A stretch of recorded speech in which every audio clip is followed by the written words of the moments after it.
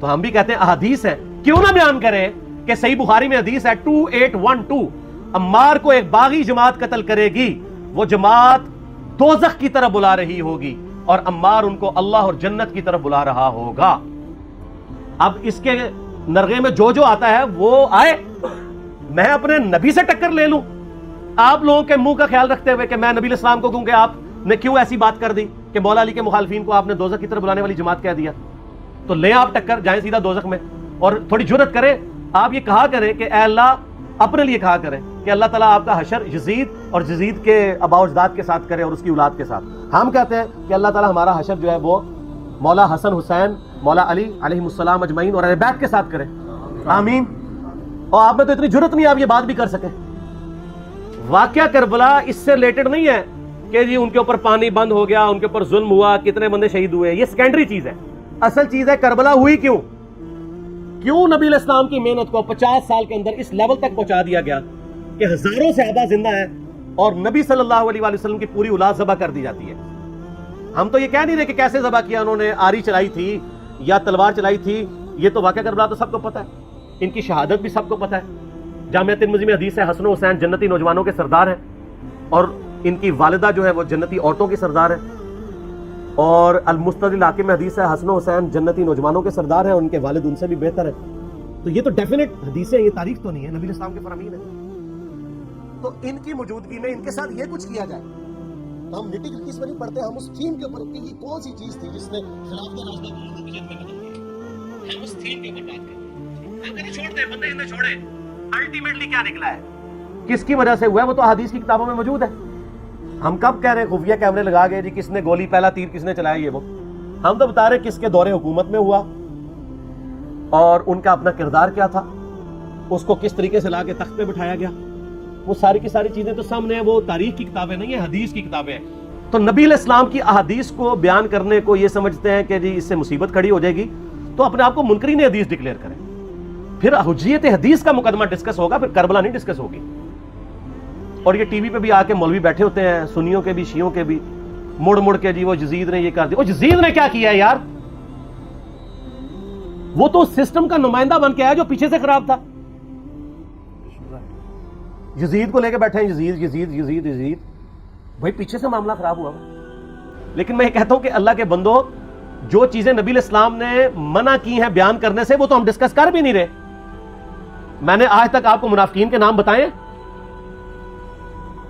آپ نے حذیفہ ابن یمان کو بتایا تھے نا آپ صلی اللہ علیہ وسلم نے، صحیح بخاری میں آتا ہے، تو میں نے آپ کو بتایا، آپ رازدار رسول تھے، ختم ہوگی بات۔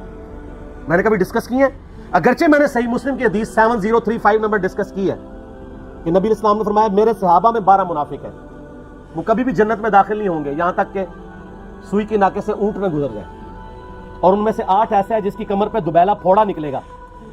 میں نے آج تک آپ کو بتایا کہ کس کس کی کمر پہ دوبیلا پھوڑا نکلا اور اس کی موت اسی پھوڑے میں ہوئی ہے، بتایا؟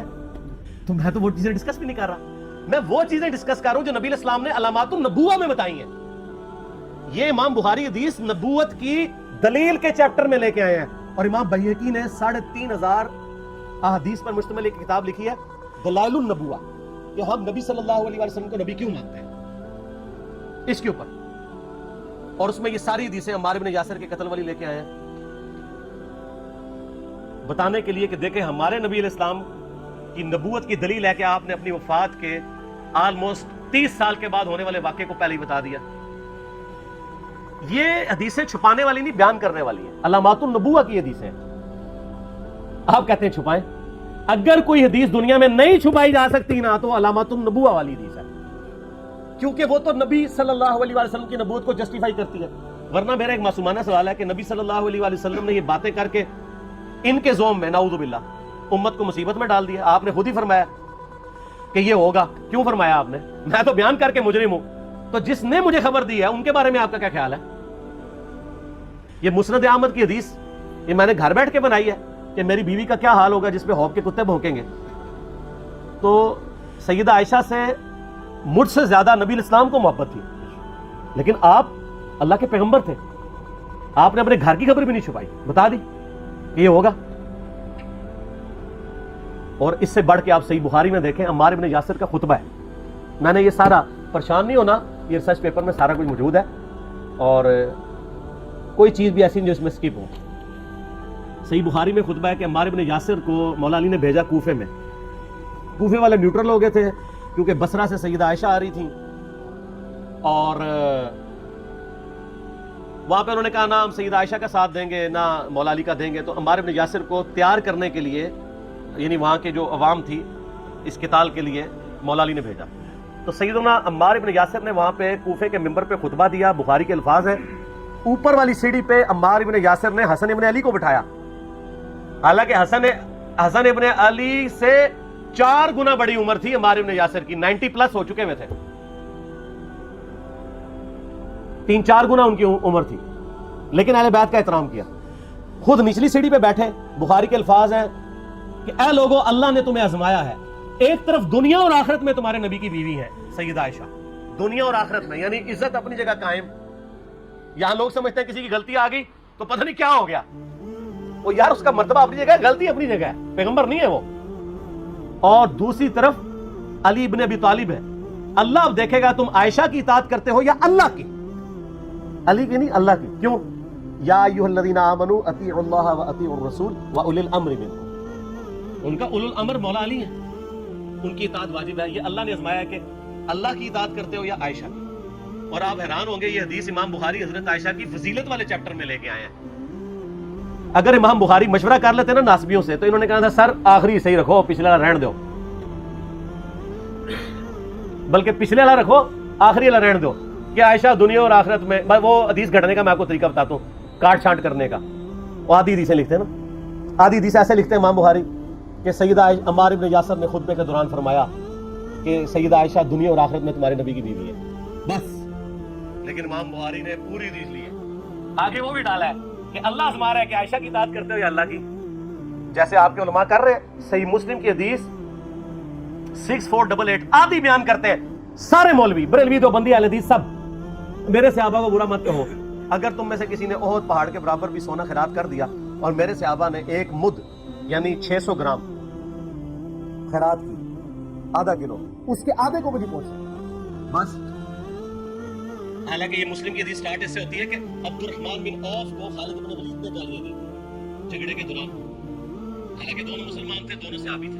آپ نے حضرت خالد بن ولید کو بلا کے ڈانٹا, فرمایا تم میرے صحابہ کو برا مت کہو. تو خالد بن ولید نے تو آگے سے نہیں کہا حضور میں بھی صحابی ہوں.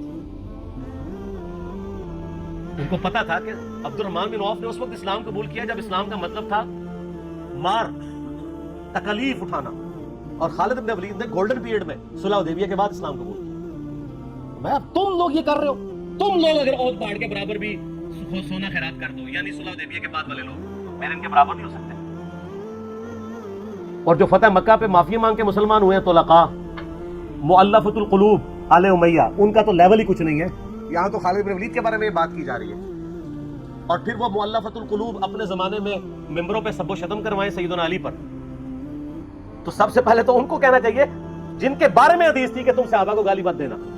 ہم نے تو خیر کبھی دی بھی نہیں ہے. اور میں یہ آخری جملہ ان کو ایسا بولتا ہوں کہ جو ان کے دماغ تک ڈرل کر جائے گا, کہ آل امیہ نے جو کچھ اپنے دور کے اندر سیدنا علی کی گستاخیاں کی ہیں نا, ہم نے تو ویسی کوئی ایک گستاخی بھی آل امیہ کے بارے میں نہیں کی ہے. میں نے آج تک آل امیہ کے اوپر بائی نیم کسی کے اوپر لعنت کی ہے, حالانکہ یہ مولا علی پہ کرتے رہے. یہ ہے لعنتی خود ہو گیا نا, جب مولا علی پہ لعنت کی تو لوٹ آئی. مسند ابی اعلیٰ میں صحیح سند کے ساتھ حدیث موجود ہے, مسند احمد میں بھی موجود ہے, کہ سیدنا علی کو جس نے گالی دی اس نے رسول اللہ کو گالی دی صلی اللہ علیہ وسلم. جب ام سلمہ نے کہا تھا, شیخ زبیر صاحب نے اس کو تحکیم میں صحیح لکھا ہوا ہے فوٹ نوٹ کے اوپر, کہ لوگوں تمہارے ممبروں پر رسول اللہ کو گالیاں دی جاتی ہیں, تو انہوں نے کہا معاذ اللہ, ہم کب کہیں گے, ایسا نہیں ہو سکتا. تو ام سلمہ نے کہا تم لوگ علی اور اس سے محبت کرنے والوں تو گالی گلوچ نہیں کرتے ہو کیا؟ جبکہ میں نبی کی بیوی کہتی ہوں کہ سب سے زیادہ رسول اللہ سے محبت, سیدنا علی سے محبت نبی صلی اللہ علیہ وآلہ وسلم کرتے تھے. لہٰذا جب یہ تم کہتے ہو نا علی پر لعنت, علی سے محبت کرنے والوں پہ لعنت, تو یہ لعنت تو تم نبی علیہ السلام تک لے کے جا رہے ہو نعوذ باللہ, کیونکہ علی سے محبت کرنے والا پہلے نمبر پہ نبی صلی اللہ علیہ وآلہ وسلم ہے. تو پھر کہتے ہیں سب کا مطلب وہ تنقید ہے. اور نہ پرانیاں گلاں, پرانے بابے, پرانے بزرگ, جھوٹے ہو. صحیح مسلم کھولو 6229 غدیر خم سے اگلی حدیث, لعن اللہ ابا التراب کے الفاظ ہے, مٹی والے ابن ابی طالب پر لعنت, یہ الفاظ موجود ہے. سب کا ترجمہ لعنت ہی ہے. تنقید نہیں ہے. اچھا پھر میرا معصومانہ سوال ہے کہ اس کا مطلب ہے صحابہ پہ تنقید کرنا اچھا کام ہے؟ کہیں گے نہیں. تو بتاؤ یہ برا کام کون کرتا تھا؟ شیعہ کا ابا کون ہے؟ رافضیوں کا ابا کون ہے؟ آل امیہ. تو لہذا شیعہ نو میں کہنا کہ تسی شیخان کے اوپر بکواس اور تبرہ کرنے کی بجائے نا آپ لوگوں کو حقائق بتائیں کہ ترکی کا مت کہا. یہ سب مجرمین آل امیہ ہیں. اور یہ آل امیہ اور بنو ہاشم کی لڑائیاں نبی اسلام کی بعثت سے پہلے چل رہی تھی, صدیوں سے چل رہی تھی. وہ تو پھر اللہ نے بنو ہاشم کو نبوت کے لیے چنا تو ان کو یہ پھر جیلسی ہضم نہیں ہوئی, وہ چیز آگے چلتی تھی. خیر چھوڑ دیں, ایک تلخ ٹاپک ہے. صلاۃ بر محمد و آل محمد. اللہم صلی علی محمد و علی آل محمد.